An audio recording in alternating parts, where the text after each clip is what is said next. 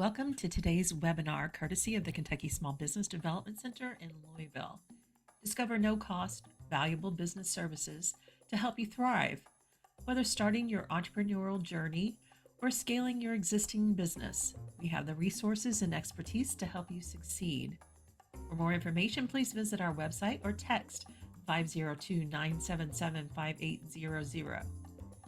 Thank you for joining us today. Feel free to use the chat feature to ask questions or engage with our speaker. Let's get started.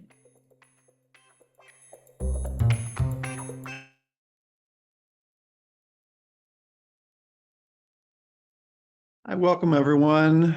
Thanks for joining us on another Toolkit Tuesday. I'm Dave Atkin. I'm the director here at the Louisville Small Business Development Center here in Louisville, Kentucky. So glad you could join us today. Glad you could come. We've really, if you haven't heard of the Small Business Development Center program, we've really been working hard to bring all kinds of information for you. We provide free services to small businesses all over the country, Kentucky and Louisville especially. So thanks for joining us. If you would like to engage with us, just check us out. Please call the number there or go to our website. But we're here to serve you in small business capacity and help you launch, grow your businesses. As always, I'm joined here with my good friend and coworker, Janet Flaw. Hey, Janet. Good afternoon, Dave. Hello, everyone. Welcome. Yep. And just to make sure that you can see and hear us okay, because sometimes we do have technical difficulties. If you look at the bottom of your screen there, you will see a toolbar. And if you don't, just hover your little cursor down there. It should pop up, and there you'll see the chat feature. Wouldn't mind just saying hello and telling us where you're joining from. That would be fantastic, so we can see everybody's working. It's working. Yeah, see where you're joining from too. It's kind of great to. One of my favorite parts is to see where people come in from all over the country sometimes. So that's kind of fun. So let's see, Sacramento. Wow, hey, Livermore, Kentucky. Livermore. Hey, Bill. Mike from Louisville. Stania from Cleveland, Ohio. Hello. Louisville, Maria. Hey, Amy, Maria. Actually, Margarita from Florida. Nice. Letitia from LA. Owensboro. We've got quite a few folks signed up today, and we're still kind of popping in and populating there. So glad you guys could join us today, because today is, and I guess every day is kind of marketing day. That's always top of mind in any small business is, how do we get more sales? How do we market our business? How would we let our customers know what we're doing? And, it's really interesting for us to see, but, the small businesses that are very successful at marketing use all the tools available. So, the idea is to build a funnel and a process and plug in all the tools to get your name out there and track customers and get them satisfied. But one of the things that is often overlooked, and sometimes people consider it sort of old school, and that is email marketing. But email marketing is one of the most powerful tools, and you should never overlook it. So luckily, in partnership with Constant Contact and Patty Ross, who is with Golden State Marketing, who is an expert in this field, we've asked her to join us today, really fill us in and help us build a sales funnel and really plug in email marketing is a key part of that. So Patty, it's great to see you today. Thanks for joining. Thank you. Thanks for having me. Yeah. So I'm going to just, you've been in marketing field for 20 years. You've got a lot of experience, a lot of success. So I'm going to let's step back and let you, introduce yourself and share your screen. Let's get started. I think everybody's ready to dive in. If the chat feature there, if you have any questions or comments, just put them in the chat for Patty, and we'll get to them towards the end. So make sure that you will get all your questions answered. Also, we'll send you a recording and any materials also after we're done today. So never fear, you're going to get it all today. Sounds like a plan. Well, thank you everyone for attending. Let me just share my screen, because that definitely will make it more interesting. Actually, I'm going to stop sharing, because I just realized I have to have the PowerPoint front and center. There we go. Okay. I know how to do this once in a while. Okay. And, okay, there we go. And let me get to the slideshow. And there, everybody seen that? How to win with email marketing? Look good? All looking right, good. we are there. Yes, we are recording. And let me just get this Zoom bar right smack out in the middle of my slides. So yes, welcome to How to Win with Email. And as David said, it is the most powerful marketing tool out there with the best ROI. Hopefully I will convince you of that by the end of this. So, and we do, just to reiterate, Dave said, we do have both Q&A and chat. So if you do have specific questions, put them in the Q&A, any comments or whatever you want to do in the chat, you have that, or either way. So this way I'll answer the questions as I see them come up during, and we'll have some time probably at the end to finalize any last questions as well. So definitely ask away because this is an important topic, as you will see. So a little bit about me. So I have, as David said, I have been in the online space 25 plus years. I'll give you the exact number. Don't age me any further. I have been in the wine industry. This will be year 21. We need to update the slide there. But I do work with all types of clients out there, business to consumer and business to business, a little sampling here of who I am, a little business to government as well. I do teach classes all over for SBDCs and SCORE and trade centers and chambers. So somebody will find me virtually somewhere around the country speaking usually every single week of the year. And I do participate in different business organizations on boards here in Los Angeles. I am on the board of the National Association of Women Business Owners. I'm currently the membership director, past president. There is a NAWBO, Louisville, Kentucky. I know it's one in Kentucky. Venice, our local chamber of commerce, I participate on the board as well. So I always think it's important as a business owner. It's part of your marketing and also giving back to your business community if you can serve on a board or committee or somewhere out in the business community, Rotary clubs or whatever, chambers. I think it's always very important and it helps get your business out there. So, and yes, it says, can you post your contact information? Yeah, that will be posted. You'll get that at the end as well. So thanks for asking that. So that is me. So why email? As we said, because it works, right? And I'll kind of show you what those numbers look like. Oops, sorry about that. I'm showing, there we go. 80% of professionals say email marketing drives customer acquisition and retention. I will definitely agree with that. And this is the most important. It's kind of my drop the mic quote or statistic here. For every $1 spent on email marketing, there is an average of a $40 return on investment. So that's been this way for many years, 36 to 44 changes every year. But that's it's the best ROI of any marketing tool out there. As you can see here, in comparison to SEO, internet ads, social media, whether it's organic or paid, is about half, less than half of that. Oops, sorry, I went backwards there. So definitely very important. If you're focusing more on social media, I would say you could still do social media, but if you're not focusing on email, definitely need to focus on that. Add that to the marketing mix if you're not already doing that. But you can see the big difference. Even text or Wi-Fi marketing is a $11 average return on investment. So nothing has come close. Again, it's been this way for 20 plus years. It's not going away. It's only increasing. I know we're trying to clear our inboxes up, right?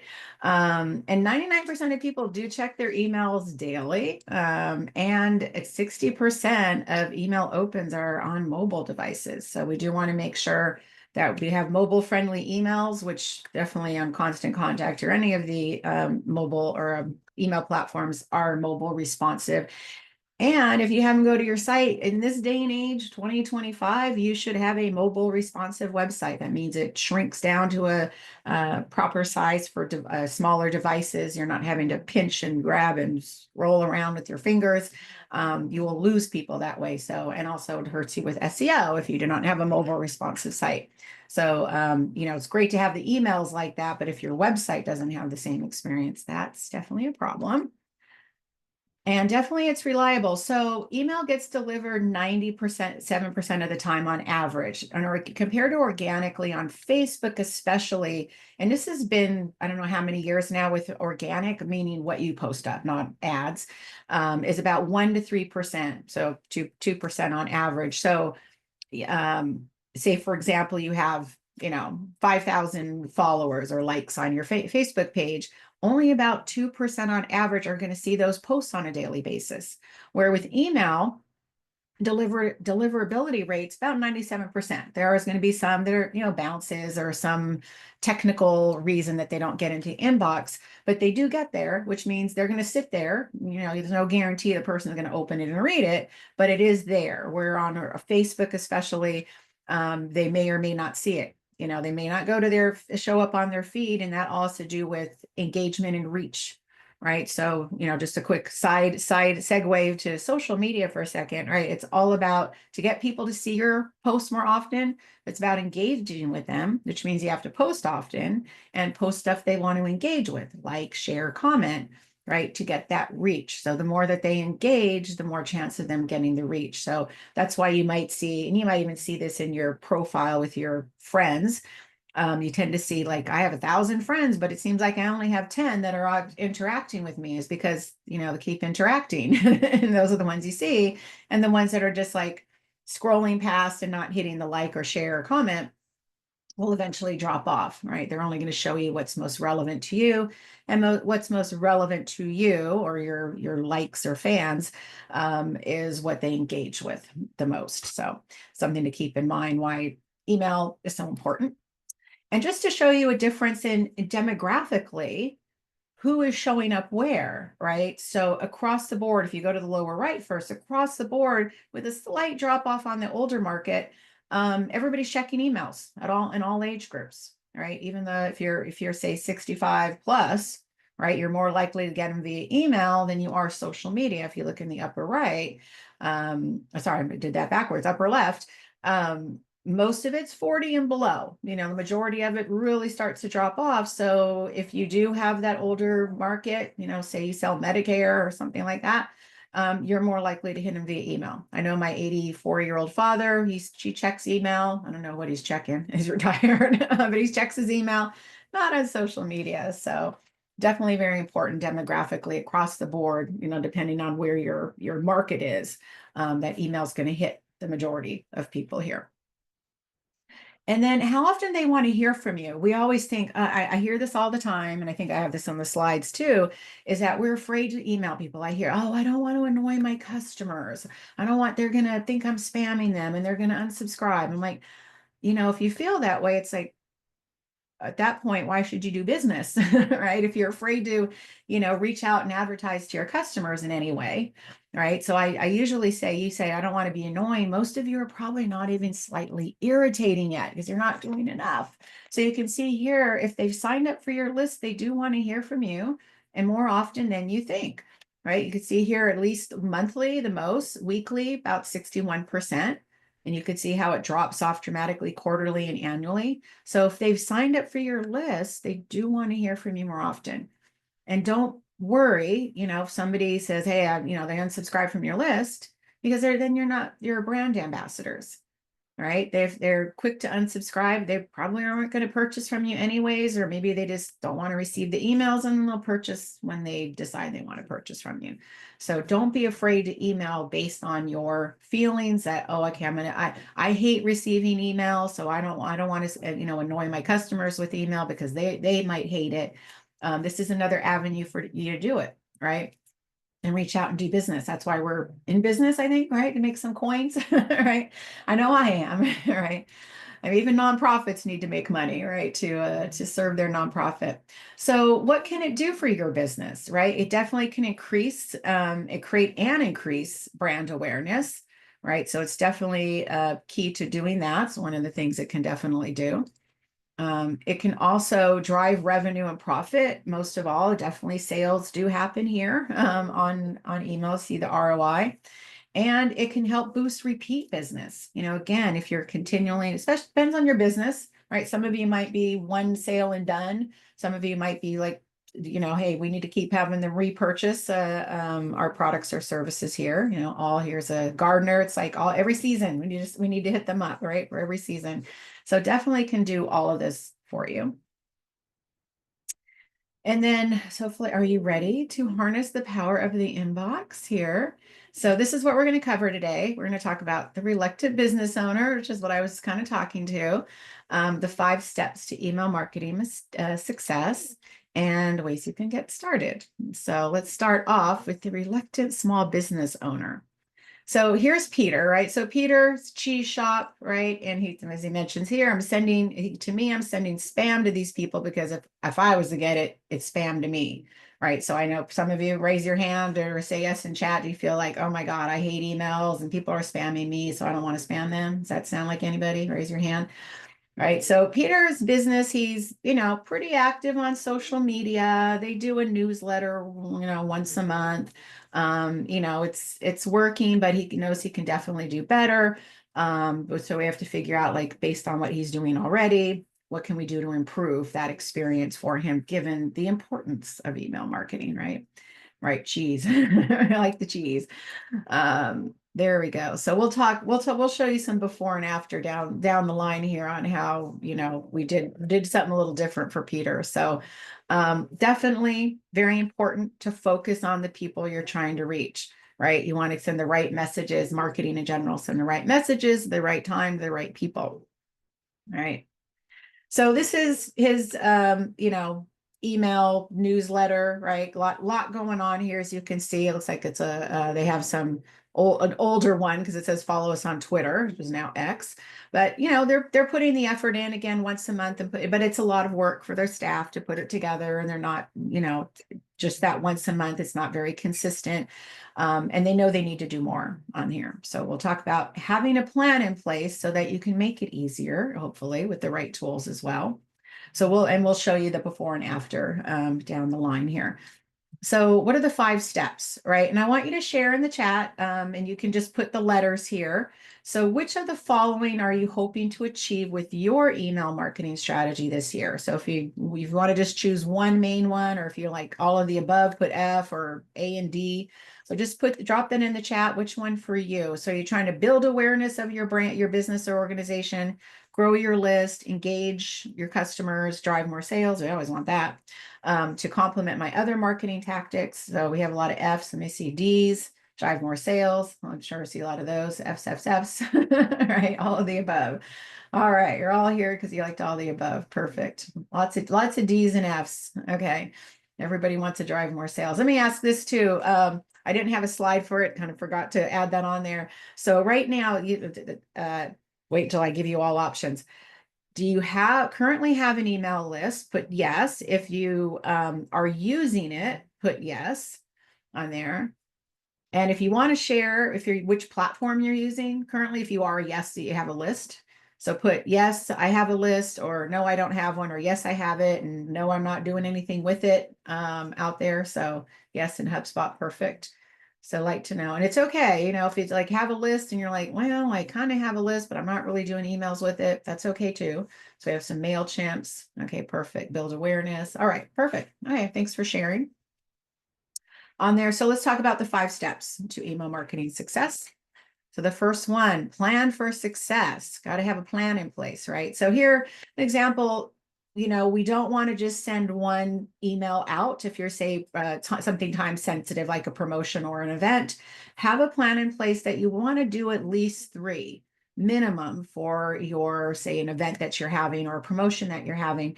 So we have to look at it this way. Not everybody responds at the same way at the same time.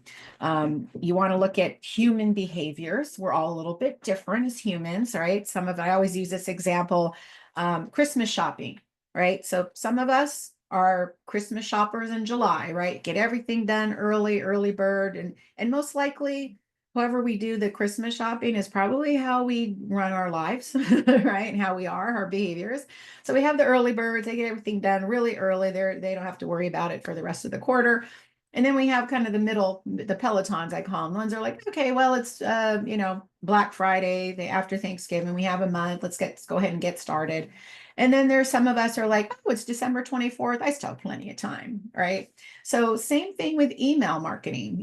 We still are the same. So if we have an event, and I send out, even for my classes, I send out emails. I'll start sending it out a month before, or maybe even six weeks before. and I'll get people to respond and sign up. And then I send it out a week before, a couple days before, and get more people to sign up. And then I send it out a few hours before the class, and I get even more people to sign up, especially with webinars, right? And the days before COVID, when we were doing in person, it's kind of hard for somebody to say, oh, I'll show up there in a couple hours, especially going through traffic and all of that. So you want to work, none of those human behaviors are wrong. We're all just different humans, but you want to plan for all of those, so send out that first one. Everybody might have seen it. Some people might have missed it. Send that second one for those people in the middle. Oh, it's getting closer. Don't forget, I have a few more days, or maybe a week. And then, hey, last is it. If you forget by midnight tonight, you're done, right? So you want to plan for that when you're doing emails, right? Would love to be an early bird, but wait till after Thanksgiving. Yeah, it's like, some of us, I'm gonna hand in my paper at the last minute, or do my paper for school at the last minute. That was I banged out my best work. Like getting on that typewriter, typing out my essay at the last minute. I just aged myself talking about a typewriter, doing my homework. But yeah, you want to plan for all those human behaviors and be that consistent, because our inboxes are full, right? We might miss that first one. And if that's the only one you send, right? If you're only sending that one, people miss it. So you want to make sure you plan. And then most important part of marketing is content, right? You got to have content out there in different places for people to learn about you.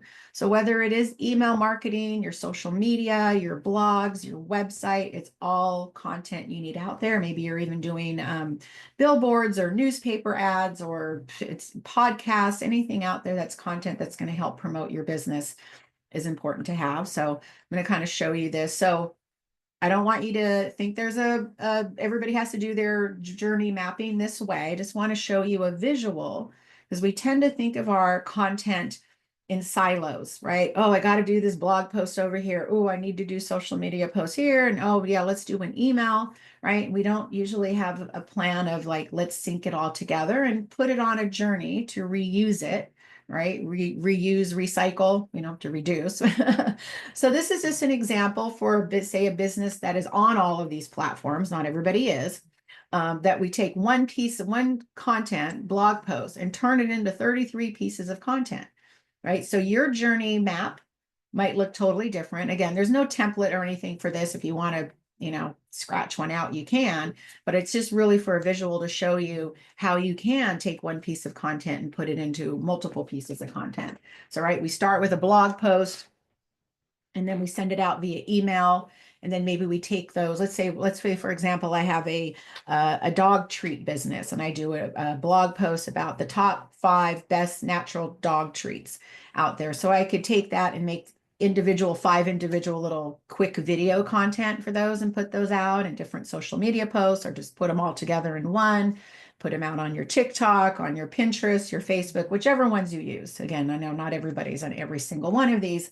So whatever platforms you use, think about how you can sync up all that content so that you're not having to come up with individual pieces of content.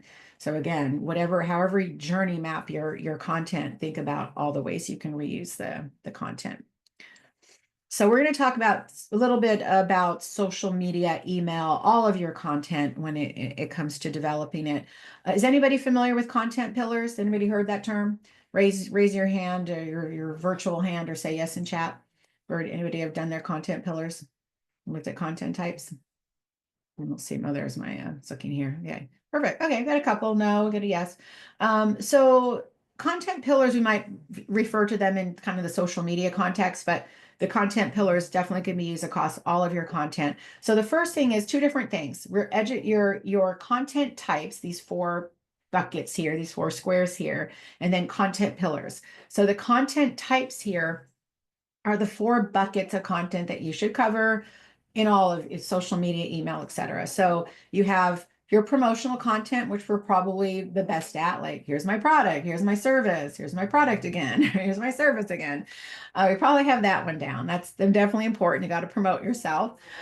Inspirational content could be success stories, motivational quotes, testimonials, behind the scenes. Educational content, that could be a lot of different things, right? How-to guides, FAQs, tutorials, industry insights, whatever that means for your business for educational. And then interactive quizzes, polls, contests, Q&A sessions. Some of these might be where you can't really do a Q&A session in email, but on social media you can. So you have these 4 buckets, right? And then you have your content pillars, right? And it's exactly what it says here. They're the key topics or themes your brand's content will revolve around, right? So I always think of like the Parthenon in Athens with the marble columns holding up what's left of the roof they had, right? So think of those 4 strongest content themes for your business that you can create content for, say, on a weekly basis. Like you can have social media posts around these themes, your emails, etc. So, and I'll show you kind of some examples what I mean by that. And those pillars will be around your buckets here, your 4 content types. So let me show you some examples of what I'm talking about. So let's see, I don't know if we have any wineries in the room, maybe some bourbon distillery out there since we're in Kentucky here. Love some bourbon. So wineries here. So here's 8 examples, and you can pick 4, and I'll show you how to, and I'll show you my content calendar, how you can do that with using the robot, using AI to help you come up with content pillars. So for example, the winery can pick 4 out of the 8, the strongest ones that they would be able to create content for on a weekly basis. They could do social media posts, maybe pull some together for emails. So let's just say they decide to do events and tastings, promotions, that would cover the promotional tab, and then the educational tab, pairings and recipes, and community engagement. Now, there's 8 here. You could have sub pillars, I call them. So some that you could sprinkle in with your 4 main ones. So say, for example, they don't have a lot of testimonials and reviews on a weekly basis, but maybe they sprinkle them in, a couple of times per month. And sustainability practices, maybe that's an article once a month. They don't have a lot of content that they would talk about it on a weekly basis. So pick your 4 strongest ones that you can say every week. I can do a promotion special offer. I can talk about your events and your wine education or pairings and recipes. And the rest, again, you're kind of just bringing in. All right. Yeah. Wahoo Wine. Here's a skincare brand. Sorry, it's like wacky colors here. So we could pick 4 out of the 8. So let's pick skincare education, product spotlights, maybe lifestyle and wellness, and skincare routines. And then once in a while, we'll have something on sustainability or, testimonials, etc. So again, picking your 4 strongest pillars. A couple of example, travel agency, lots of content out there to create. So these are just giving you those strongest themes of content that you can do on a regular basis without having to, think and not miss anything, right? So our 4 strongest: travel tips and advice, travel deals and promotions, local cultures and traditions, and travel news and updates. And again, the rest, you can kind of add in as you have additional content to fill in. I think there's one more. So nonprofits, right? Most nonprofits probably have the exact same pillars, right? Whatever your cause is that your nonprofit serves, you're probably going to be impact stories, like who or what you help, right? Your volunteer donor spotlights would be a good one. Of course, events and fundraisers, we need money, and maybe advocacy and activism. And the rest, again, you can kind of add in as you have content for those to enhance your 4 pillars. So, and I'll show you my content calendar. I'm going to show you the different pages right now. You'll get to, along with recording the slides, you'll get the link to the Google Sheets document if you want to use this content calendar. You'll get that included. So I would say this is the most important step for your social, for your email, et cetera, is having a plan in place to do all of this, right? I probably could safely assume that most of you in the Zoom room today, probably where the overwhelm is, there we go, is in the planning, right? The scheduling, figuring out what to put out there, creating the content, scheduling it out, right? That's probably just having that process in place, right? What do I post? What is today? What do I post today? What do I do when I haven't done an email for like a month? What do I do?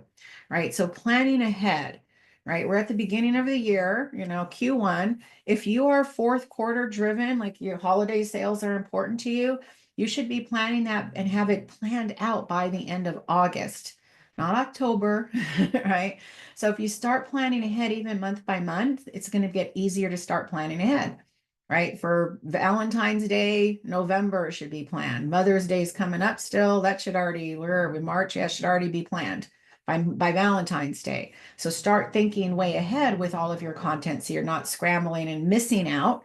I see this all the time. They're like, oh, I probably should start thinking about Christmas. And we're talking in like October. Like, well, you can rush some things out, but better to have that plan so that you're getting everything done and you're not missing. And there's early holiday sales that happen too, especially if you're doing corporate holiday sales. They tend to plan earlier than consumers do, right? Our last minute December 24th shoppers.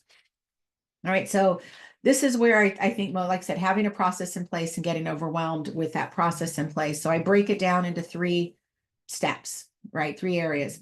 Your planning stage, right? And that could be a couple hours per month. So I always, for me and my clients, I always work a month ahead in the client. So between the 1st and the 15th, 20th of the month, we have the content for the coming month going. And since my clients need to review and approve it, I get it to them by the 15th, 20th. They get, we have 10 days for them to review, for us to re-edit, them to re-review and approve it. And then at the end of the month, right, we're scheduling it all out. We use a social media scheduling tool. Of course, we have the email platform, and end of the month, we're scheduling out the entire month ahead. So I don't even, today is what, the 11th, right? I don't even know what's being posted today because we already posted or scheduled it all by the 1st of March, right, or end of February. So once you start working ahead, that'll be easier to do that. So you're not in that daily, oh my God, I need to post today mode, right? So calendar, the planning stage, I would say, a couple hours per month at most to fill out the calendar, think about what content you have to do, put that all together. Create time is going to be your biggest time, right? That's going to be the creating the graphics or video content, you're writing your blogs, doing your emails, all of that. And then scheduling, it just depends on what you're doing, using for scheduling. You can use social media scheduling tools, your email platform to do that. Of course, you post stuff on your website, et cetera. So that might be a couple months. I just say you'll figure out if you're doing it all yourself and say not hiring a professional to do it for you. You just have to calendar or block that time in your calendar, right? Honor that time, because I know as a busy business owner, and we wear probably most or all of the hats, right? We say, oh, I'll get to that Friday, and then Friday comes and you got distracted and you just don't get it done. So, create a plan for yourself as well, honor that time in your calendar. Like every, 1st of the month, 8 to 10 a.m. is my planning time, and do that. So definitely have that plan in place, right? So as far as the pages on my calendar that you're going to get, it is a Google Sheets document. I keep it up on a Google Drive because we, use it for me and my clients or their employees or whatever. I would say don't download it as an Excel because you will lose some of the formatting, but it is a Google Sheets, and use whatever you want. If you don't like mine, that's okay. I just keep it simple. I don't use any software or anything digital, just to keep it easy for my clients and for all of you. You don't have to like subscribe to something else, but use something if you don't like this calendar. So the first tab you're going to get is hashtag days. These are for social media. Typically, I'll show you on the calendar how I do use them, but all the daily hashtags, topic Tuesday, marketing Monday, wellness Wednesday, foodie Friday, etc. So you'll only find some that are appropriate for you if you want to use those. And then the content pillars I mentioned. So I do include here on the ChatGPT, if you use ChatGPT, on the paid or free version, there's 2 different ways to do the prompt here. And forget what it says about GPT-4. That's an older, I have to change that slide. Whatever version they have now, there's a lot of different versions that work. The free version, this prompt here, you have to feed it a little bit more information. It's easier if, on the paid version, you can just give it your website URL, and it's based on the content on your site. It will come up with the pillars for you. On your free version, you have to describe more in detail, like what type of business you have. Okay. And it will spit out generally 8 to 10 pillars. You can paste them all here and then figure out which ones you want to use as your main pillars. Try it. If you go on the paid, maybe try it both ways to see. Most important though, with the paid version in your URL, you have to have appropriate content for your business, right? If you don't have many words on there about what your business does, it's going to be hard for ChatGPT to figure out. So if you put in my URL at Golden State Marketing, it's going to come up and say, yep, this is a marketing business. They serve small businesses. They do social media and marketing training and blah, blah, blah. So it will come up with appropriate pillars for me. If you don't have content on there that it can read and go, okay, yeah, this looks like it's a plumbing business or it's a fitness coach or something, it's going to be kind of hard for it to come up with pillars. So in that case, you might want to do the manual prompt either way on the paid or the free version. So see what it spits out on the paid version if on your web. If it's not reading and giving you appropriate pillars, you might want to just say, hey, let me tell you more about my business, and then you can help me with that. Okay. And then national holidays, right? In addition to the traditional holidays that will be plugged in on the calendar already for everybody, Valentine's Day and Christmas and Easter and all of those. Nationaldaycalendar.com has all of these kind of fun holidays here that you can add to the mix, and they can be used on social media and email. Some are appropriate for email as well.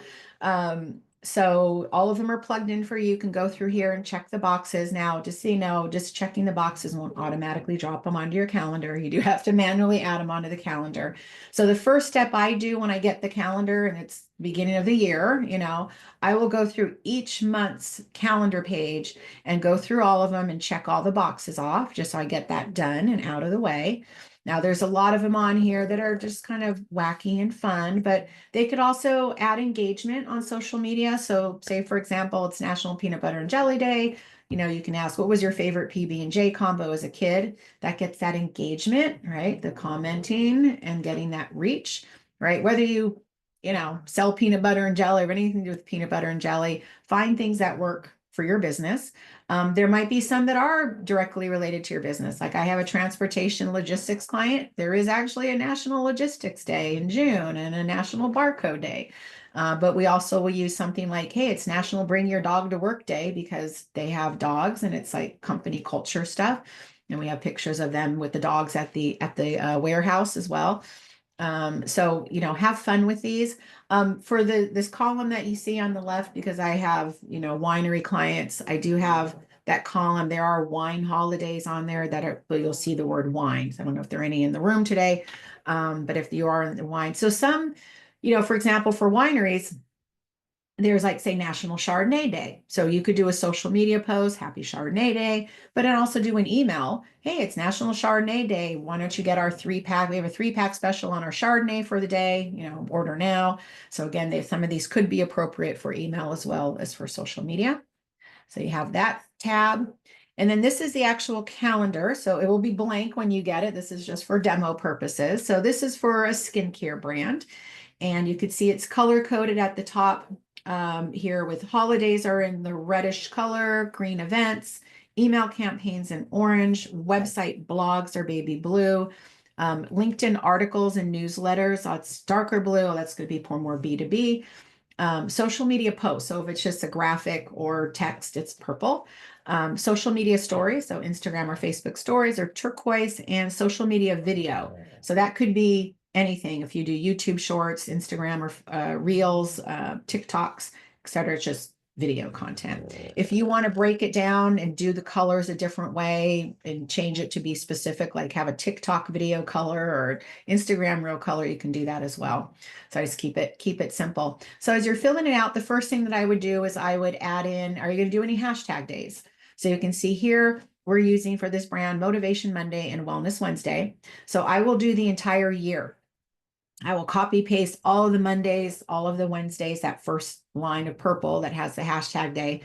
So you might not use them for every single day, of the month and the week, but go ahead and plug them all in. So you have them at least bookmarked there. And then I would add in any events that you have going on that you'd want to promote. In this case, we have the farmers market that they're going to be participating in. So we plug in any events in green, right? And then any additional holidays. So obviously New Year's and MLK Day will already be on the calendar for January, but for this particular brand, we're also going to promote International Self-Care Day and National Hyaluronic Acid Day. Who knew there was a holiday for hyaluronic acid? So we plug those in. Okay, so we have all of those, and we're going to do a blog. So we're going to do a blog on the 9th. So we're going to first it goes on the website. Okay, so we have that, and then we'll determine how else we're going to promote it. So that's the first thing. Get those pieces of content in there bookmarked, so to speak.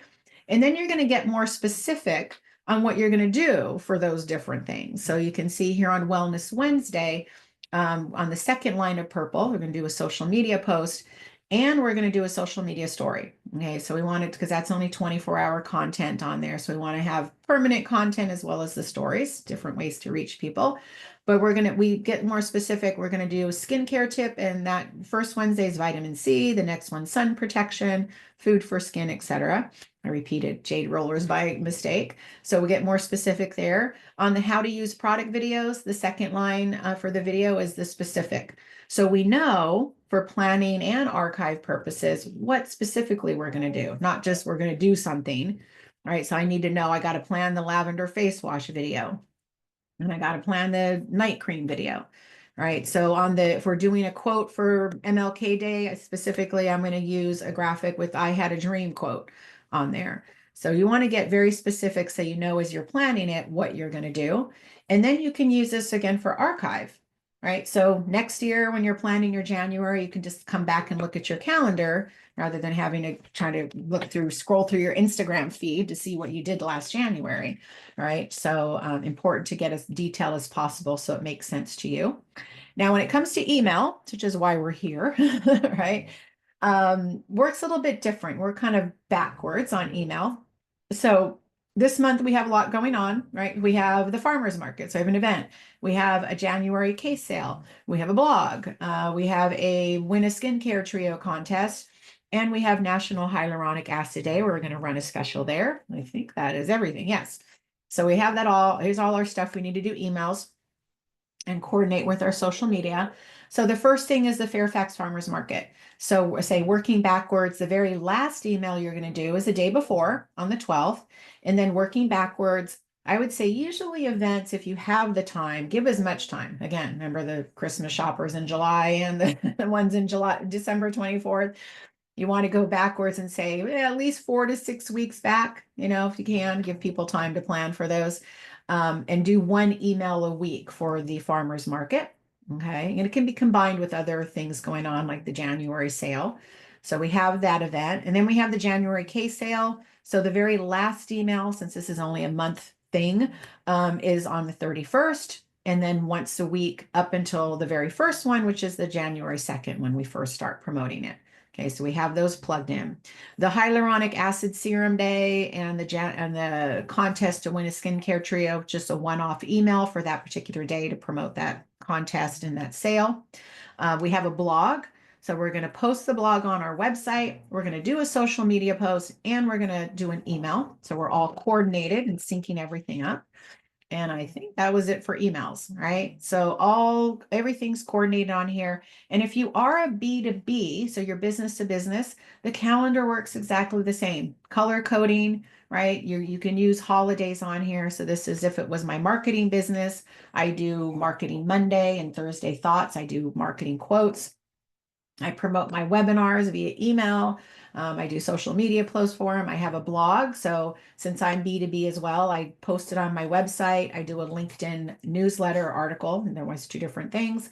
I do a social media post to the other platforms other than LinkedIn, and then I'm sending out an email.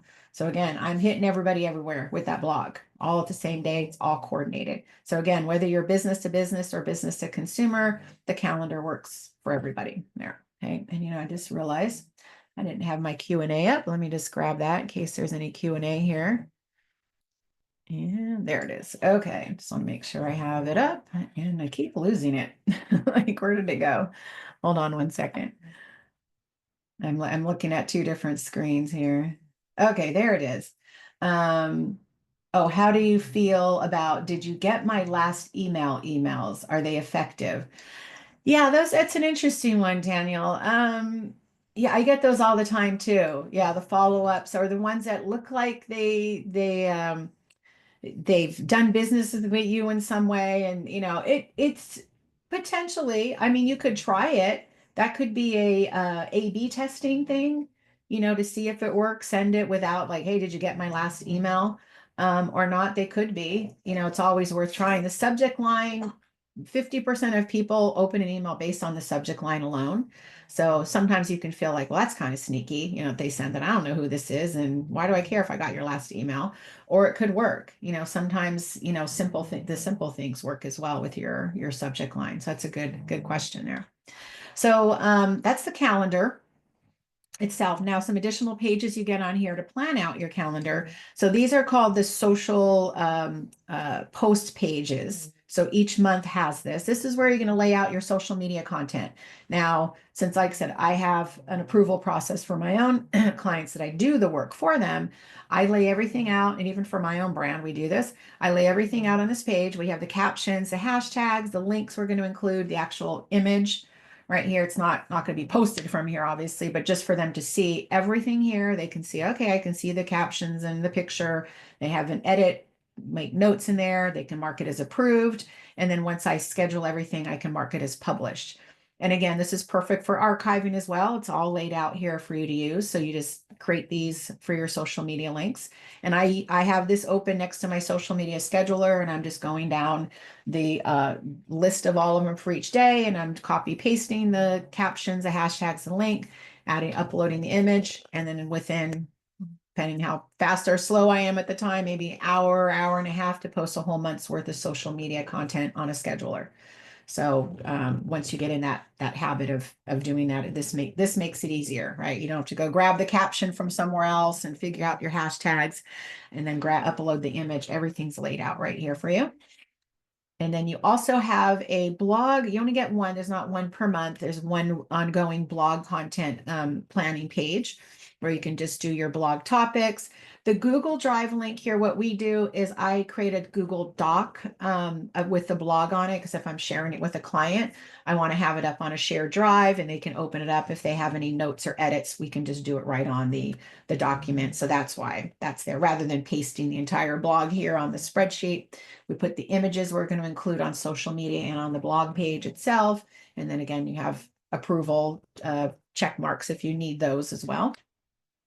And then for emails, same thing. You have one ongoing email list. So we had, for example, on that calendar, the January email that had the resolution sale and the Fairfax Farmers Market. So we're including the links that will be on the email, the images, and then the subject and preview line. So, and then you can bring it over into the email platform that you're using and create it. And then, but everything's laid out here for you to get approved if you need that. All right, so that's the calendar. Again, you're going to get that download with the assets from SBDC after the class later today or tomorrow, once we get that all figured out for you. So the preview line. So the pre-header or preview line is so you have the subject line, and the line that's usually below it is the preview line on there. So that's what that is. And I'll see if I have some examples on here coming forward. So we have the plan, right? Number one, we had the plan for success. Now we want to design for today's audience. So like, what does that mean? Want to be very clean and clear with your emails, right? We're inundated with emails out there and content in general. So I always design everything in a single line format and keep it clean. A couple of maybe one or two subjects in it. All right, remember with Dave with the cheese newsletter and a lot of different things going on there, making it more complicated. So very clean design, thinking about that 60% that reads via mobile devices and we're scrolling through. It's hard to have like a multi-column newsletter format. For your emails, they're just going to scroll one complete line. Nice hero image, the content itself, your call to action is kind of a little bit above the fold. You have your social media links on there, very clean and clear here. And then so the 7 elements of email design kind of break these down. So the header, right? And this person was asking about the pre-header line. So you see up here, it's a little light colored. It says subject, look what just arrived. Pre-header or preview line is called new season, new bike, get out and ride. So it's a way of enhancing your subject line because you only have so many characters that you want to have on the subject line. So it's just a little something extra to grab their attention. Because again, most people are going to, if they're in their emails, right, in our desktop or laptops, we can have the preview pane opened and see the email, but on our devices, we're just scrolling through and seeing some subject lines. So that gives you an opportunity to like give a little bit more before they decide to actually click it open. Okay, so that's the header. And then again, the pre-header. I talked to your logo, have a nice, clean, clear logo, should be clickable. It could be clickable to your home page, or if you have it, maybe they have a special page going to their spring models. I would have it go to that special page because they can always, if they want the home page, they can go find it. But if you're doing like, hey, here's a, special offer or an event to sign up for, I'd rather them everybody go there first as well. Definitely a nice image. It could be a video. Video content's very popular as well on there. So if you can add video, but have a nice, clean, clear image to entice them. And then, of course, the message body. You want to be very clear, not too much, but not too little. You want to give them enough information to go, ooh, I'll click on that. Yes, I'm interested. Right. And then a very clear call to action. Buttons work better than text. Right. So button link rather than a text link, very important, gets more attention. And then, of course, your footer, right? The information here. This is obviously a shop, so very clear. I want to know, hey, I'm going to go visit this shop in Massachusetts, has their website link, their store hours are here. And then, of course, you have to have your social media links. Make sure they work. Double check all the links in your email, but definitely I get emails where they have the stock, oh, it's just facebook.com. So make sure they're yours and click on all of them. Make sure you have the right pages on there. So very important. There we go. Okay, create emails to drive action, of course. So here we go again, subject line says 4 to 7 words, your pre-header text about 6 to 11, your image we talked about already with the support message. You can have a headline there in your body. Of course, the call to action definitely is going to be benefit driven, right? Buy now, download this, come view that, whatever your thing is that you want them to do, your conversion. Right. And what to say and how to say it. Right. So I think that always is probably, well, what do we say for it? What are you offering? Right. And then the message body, how will it help the reader? Right. Most important, we always want to know, like, what if it's solving a problem, solving a pain point in some way, helping them out in some way. Want to be very clear what this is about. Again, a very clear call to action. What should they do next? Scan my website, download the thing, buy now, whatever that is. And again, there we go, call to action button. Okay. And then what to say and how to say it. Say if it's a nonprofit, what are you trying to accomplish? Here it says, can you volunteer, right? So we're looking for volunteers in this particular email. Right. And then in the message body, why should the reader care? We need to help collect and deliver meals to those in need. Right. So I think if they care about those in need, they'll, respond to this, hopefully. Call to action, how to get the reader involved. Sign up to volunteer. Very, very clear. I mean, you have to be clear about your ask, right? We don't want to be muddy about it and kind of wishy-washy about the ask. Well, if you're kind of sort of interested, right? No, right. We want to like, do it, buy it now, do the thing now, right? And then definitely measure for impact. You have to be able to know how to look under the hood, right? To know if people are interested, can determine the best day and time by when you're sending, of course, when you're sending out, when are people opening it? Typically people open the email pretty soon after getting it. The majority is going to be within the first hour or two. The best days and times, I don't have a slide for it, but generally, and this has been this way, I don't know for how many years, forever since I've known email, even with the advent of mobile, which has been how many years now we've had mobile devices, generally first part of the week, Monday, Tuesday, Wednesday, generally 9 a.m. to, 2 p.m. So morning, late morning, early afternoon, you can test this out. Some of you might have a different demographic that maybe they tend to open it more at night or the weekends. Weekends are the lowest open time, but you can try it out. Sometimes I send my emails out on a Sunday afternoon because I know, I'm a business owner. A lot of entrepreneurs were like every single day is a work day and they're checking their emails. And so I do get opens on Sundays as well, especially for these classes. So definitely look under the hood. All of the email platforms, Constant Contact you can look at open rates, click rates, etc. And what it means by open rates may not be accurate. And this is across any platforms. Especially if people are looking at 40% that might be looking in the desktop and you have your preview pane open, right? So every time somebody scrolls past the email and a preview pane opens, that's considered an open. I kind of call it a drive-by open, right? So it's not like I'm not opening your email 50 times, but since I'm reading in my desktop generally, it's going to preview pane that's always open and it's going to scroll past and show, well, Patty opened it 50 times. I uniquely opened it once, perhaps, but not 50 times. So that's why it says it might not be accurate. Also, Apple, back in late 23, early 24, changed their privacy rules where the tracking, open tracking pixel is no longer working. So Apple people are still opening it. It's just invisible now. So we're not seeing that. So you can look at click rates, right, versus the open rate. So here's our clicks. These means physically you have to click on something to order to gauge it. It can't be drive-by clicks, right, or accidentally clicked. Somebody physically has to click one of your links or buttons in your email for that. So these tend to be more accurate, right? And the industry average, I didn't say that on the last slide for the open rates. Let me go back, maybe. There we go. Industry average for open rates for campaign emails, about 17 to 32%. So on the average, I would say its average is on the lower end, 17 to 20%. The bigger your list, it might be a little a smaller number. A small list will get a little bit higher because there's just less people, right, to open it. But that's about average for campaign emails. Transactional emails, such as like your shipping confirmations or order confirmations, things like that are called transactional. People are opening them more because, you know, they want to check their tracking number and all that. So, but promotional emails are about generally 17 to 32. And then back to clicks here at 0.5, half to 1.8%. So generally about 1 to 3, I say 1 to 3% average click-through rate. So people actually clicking. So it is a lot lower on there for click rates. All right, so you always want to look and then go, where we are. If you have, or my Q&A expanded up, took over the screen.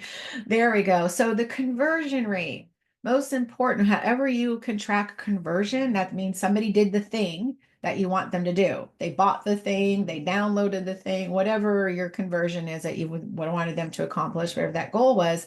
Now, not all of us can easily track conversion. So say in this example here on the screen, you have Shopify connected to, say, Constant Contact, or your MailChimp attached to your Shopify, whatever it is, or your Etsy. It will actually track it from, hey, they opened up the email, they clicked on the thing, they made the purchase, and now we can see it from start to finish. Right. So those of you that have a shopping cart and it's attached to your email system, great. You know, you might use something like Shopify directly even and use their email. So tracking that, knowing like, great, we sent out this email, we had 130 orders and 380 opens. Our conversion rate is great, 34% on there. For some of us, we don't have a shopping cart. I have a shopping cart for my training services, so I can track some of the conversion there. Some of you like, well, they can walk into your store, right? And they got the email. I have a restaurant client and we send out emails and do social media. I know when we send out the emails and I can see orders coming into their online ordering pickup system, but I don't see is people like saw the email, like, I'm going to go in there for lunch or dinner. Right. And they don't necessarily ask like, hey, how did you hear about us? You know, at the door, they should, or at the cash register. And now, hey, I just got your email. So if you have to track it more manually, that's okay. But, you know, track it the best you can. I mean, you'll kind of tell, you know, say your phone starts ringing off the hook because you just sent an email out and you can, you know, ask, hey, did you just get our email? You know, maybe use an incentive like a coupon code or something to that it's unique to that email.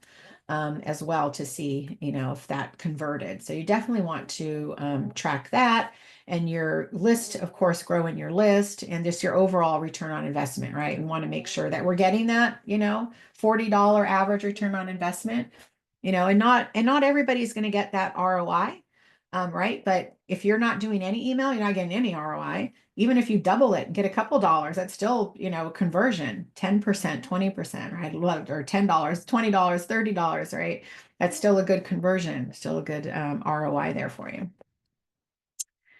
And then the final step, grow your list to grow your business, of course, right? So ways to grow it, definitely Couple different places in person. If you have an in person, make sure you're collecting at the store, whether it's at the POS system, um, maybe you have a tablet out or a sign up sheet, something simple. You collect business cards in a fishbowl, whatever that works for you.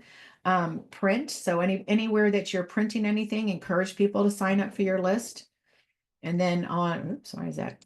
There we go. Online, of course, your website, you can do an incentive like this to receive 10% off your first purchase. Give us your email address, or just, hey, get exclusive offers and discounts and first exclusive look at a special, whatever it is that you want to incent them with. And then don't buy email lists. So you can, we encourage you not to buy email lists. There's a couple of dangers with buying email lists. I get asked this all the time. So one danger is if you and if you do decide to buy the list, let me start with this. There are lists out there, list providers, and you can find them. Don't ever trust that they tell you it's 100% clean, because it isn't. Okay, so I'd always put it through a list cleaner. Okay, but Constant Contact or MailChimp or whoever you use, they're not list cleaners. So don't buy a list and then dump it into Constant Contact or MailChimp, whatever, and expect that they will clean it, quote unquote, clean it, but they will not be happy if you put in a list and you have a high bounce rate, because that list by purchase is never ever clean. If you have over a 10% bounce rate, that could potentially get you knocked off that platform. They will question, where'd you get this list? When did you last use it? If you had a high bounce rate on it. So there are list cleaners out there. I use one called zerobounce.net, pennies on the dollar to run it through to clean it. And then you put it into Constant Contact, MailChimp, etc. So that's a danger if you buy a dirty list, which probably will happen. And then also the other thing is they didn't sign up for your list in the first place. You bought them, right? They should have opted in. So if you drop it into Constant Contact and they have a high, like they unsubscribe and they go, I never signed up for this, you have a high spam rate, you can also get blacklisted off of the platform. Any of the platforms are going to have that same. They're protecting their reputation as you should be protecting your reputation. Unfortunately, there are a lot of, spammers, true spammers out there doing bad things. So they have to put us all in the same bucket, right? So you want to be careful about purchasing lists, right? So, and three reasons people subscribe, right? Just to say, join our list just because, right? They generally are doing it because, hey, you're offering some kind of promotion or discount. That's a strong incentive. Maybe it's exclusive content that they're going to get, or the first look at something, right? Or just to show continued support for your organization. They love you and they want to stay on your list, right? So how do you ask, right? So definitely entice them, as we said, address any objections they have, like, hey, I'm only going to send so many emails per we don't sell, rent, or, trade your name here. Make it easy, do a simple form. Oops, sorry about that. This is super sensitive. And then obviously set expectations. What's going to happen when you're on the list, right? We send out an email every week or whatever that is. There we go.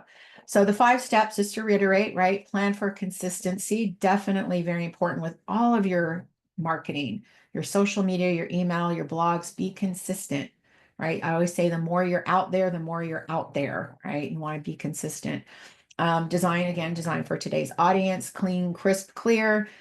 Create to encourage action, right? Get them to that, button to do the thing you want them to do. Definitely look under the hood. You want to know if this is working. Do you need to change anything? You can do A/B testing, things like that. Definitely grow your list to grow your business. I always say, remember ABC, always be collecting. Okay. So we're talking about Peter, the cheesemonger, right? So his original before, very, messy, a lot going on here, takes a lot of effort to put it together. Now we cleaned it up. We're just going to talk about new from the cheese shop, monthly cheese lovers club. Get them right to the heart of it. If you want to add in here, we have like goat buttons, right? Homemade pâtés, new chocolates, maybe add one extra thing in there or do a separate email for them. But here we want to get them right to the cheese subscription. Right. So they can call the cheese shop to order, and almost I can't do it online there. So a call to action on there. So keep it clean and simple, and it'll be easier for you than trying to create multiple newsletters. It'll be cleaner for mobile devices, right? No one's going to want to read this one on the left on the mobile device, right? So very clean, clear. So next step, 3 stages of email marketing. We're almost done. I know we're a little bit over, just a few more minutes. So definitely where you start, learn what works with basic emails, do the basics. Don't worry about getting too fancy. Just get basic, consistently basic and basically consistent, right? Just do it. Just do it. Send more relevant messages to get better results. Maybe start segmenting if that makes sense for your business. Maybe the people who love blue cheese versus people who like, hard cheese. I might be able to start segmenting that. Definitely optimize. Use that data to further segment. What are people doing individually? Look at what you can do to segment your list to make sure it's relevant to your buyers, right?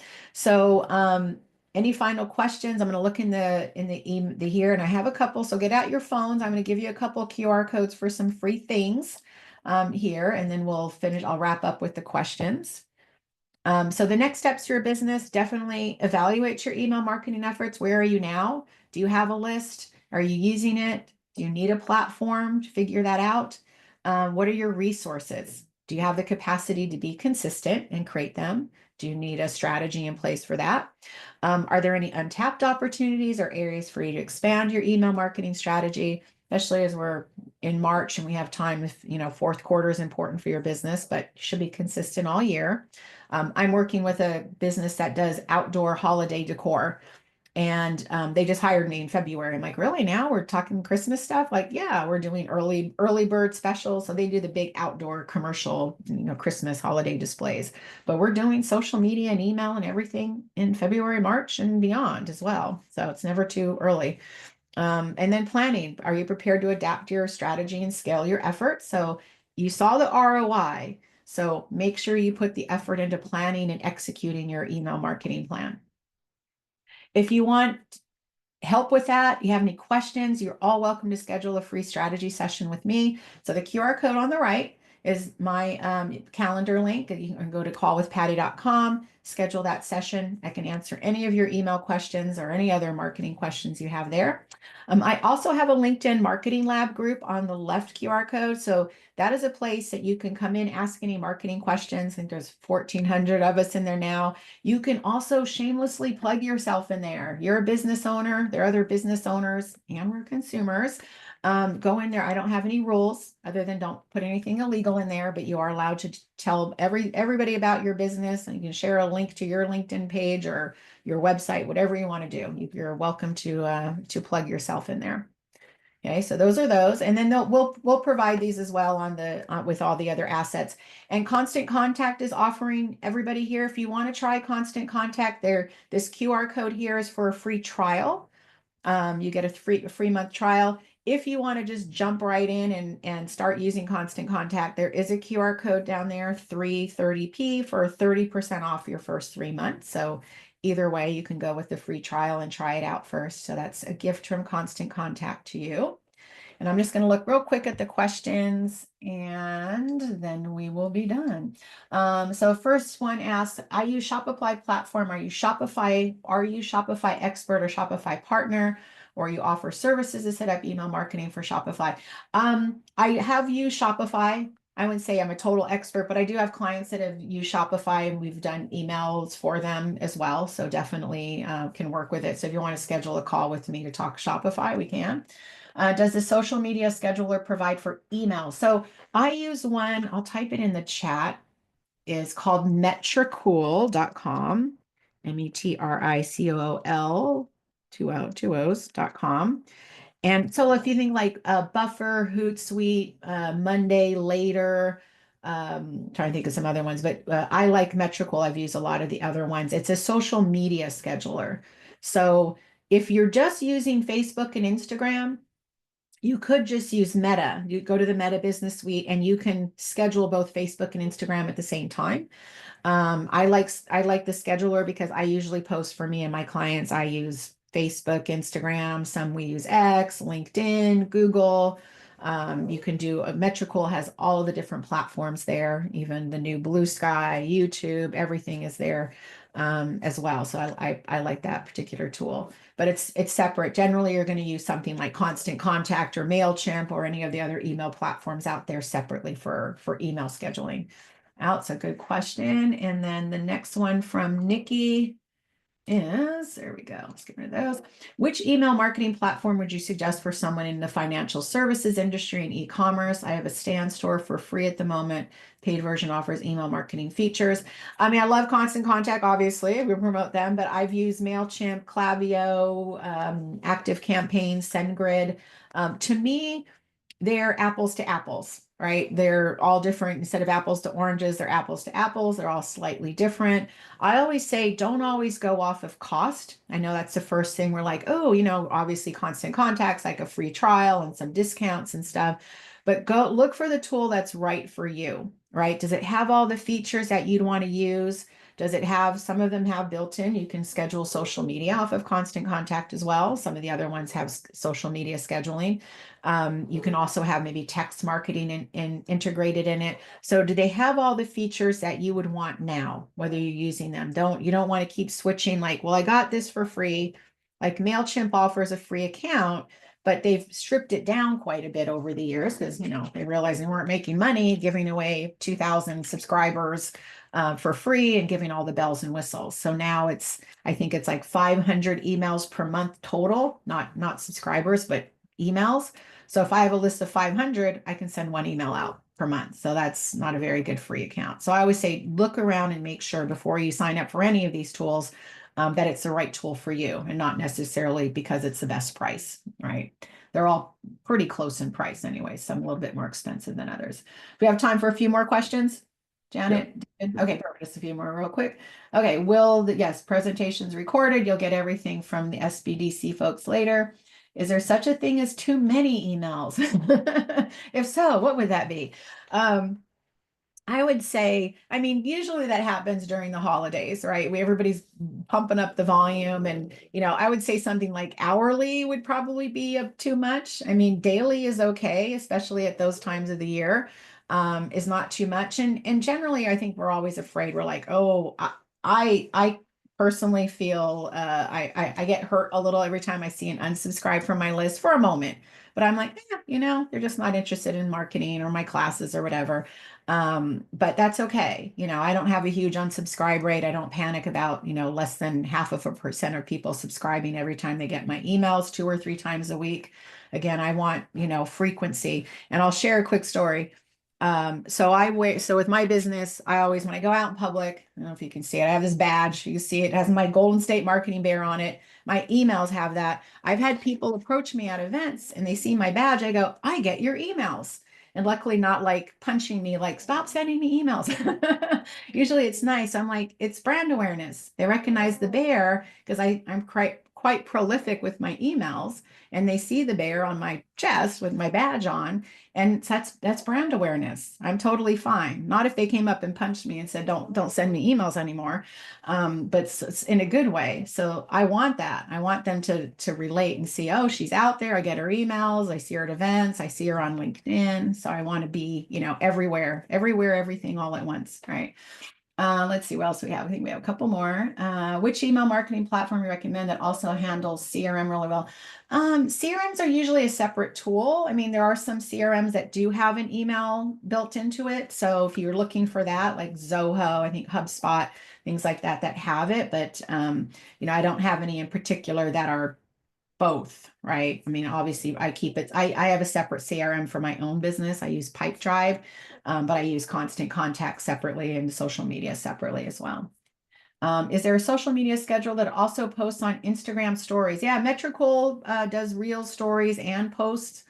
You can also just use Meta. They, of course, do all of them, but most of the scheduling tools these days do Instagram everything. When I first started using Later, it was just posts, and then years ago they added the the reels and stories. So most of them do, including Metricool. What about a 6-hour, then 18, 20-hour for daily? Oh, sending that frequently? I think that would be, you'd have to see your list. I mean, if you wanted to send one every 6 or 8 or 12 hours out and you don't see a drop in people unsubscribing, it might be too many for your list. Just depends on what you're sending out too. Is there a reason you need to send one out every 6, 18, 24 hours?